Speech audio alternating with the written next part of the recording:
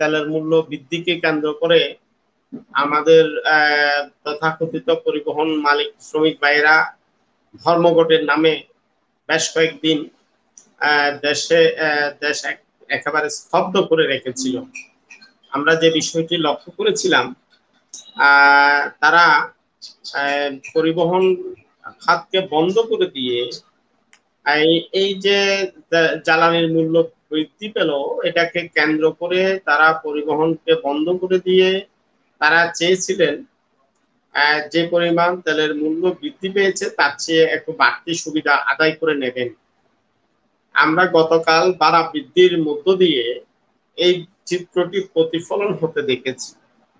আমাদের মাননীয় সড়ক পরিবহন মন্ত্রী তেলের মূল্য বৃদ্ধির পর বলেছিলেন তারা প্রচারের অজুহাতে তেলের দাম বৃদ্ধি করেছেন এবং তেলের দাম অস্বাভাবিকভাবে বৃদ্ধি পেলেও গণপরিবহন ভাড়া সেভাবে বাড়বে না, গণপরিবহন ভাড়া সহনীয় মাত্রায় রাখা হবে, এমনটি আশ্বাস মাননীয় মন্ত্রী আমাদেরকে দিয়েছিলেন। আমরা আশ্বস্ত হয়েছিলাম।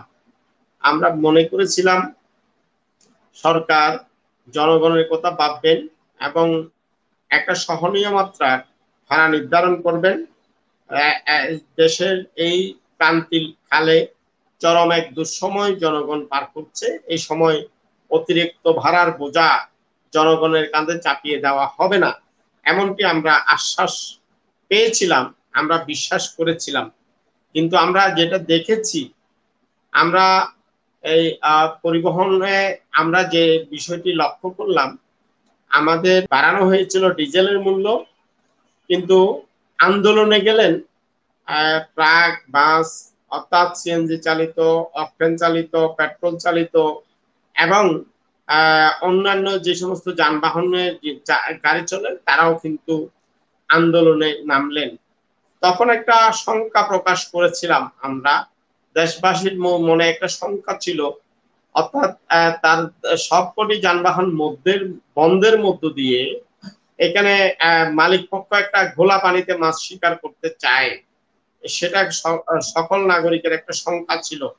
সেই শঙ্কাটাও এখন সত্য প্রমাণিত হলো। আমরা দেখলাম বাসের ভাড়া, লঞ্চের ভাড়া এমন ভাবে বাড়ানো হলো, আমাদের আশেপাশের দেশের চেয়ে বাংলাদেশে যদি গুগলে যদি আমাদের গিনিস বুকের রেকর্ড করতে হয়, তাহলে কিন্তু আমাদের দেশের ভাড়ায় সর্বোচ্চ।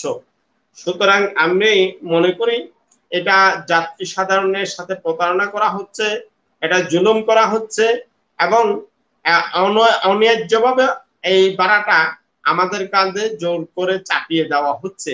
সুতরাং আমি সরকারের যারা সংশ্লিষ্ট আছেন এবং মালিক সমিতির যারা নেতৃবৃন্দ আছেন, তাদের কাছে আপনার মাধ্যমে অনুরোধ করব, তারা যাতে এই বর্ধিত ভাড়া প্রত্যাহার করে একটি বাস্তবসম্মত, বিশ্বাসযোগ্য এবং ন্যায় নিষ্ঠাবান একটা ভাড়া তৈরি করেন এবং এটা বাস্তবায়নের উদ্যোগ গ্রহণ করেন।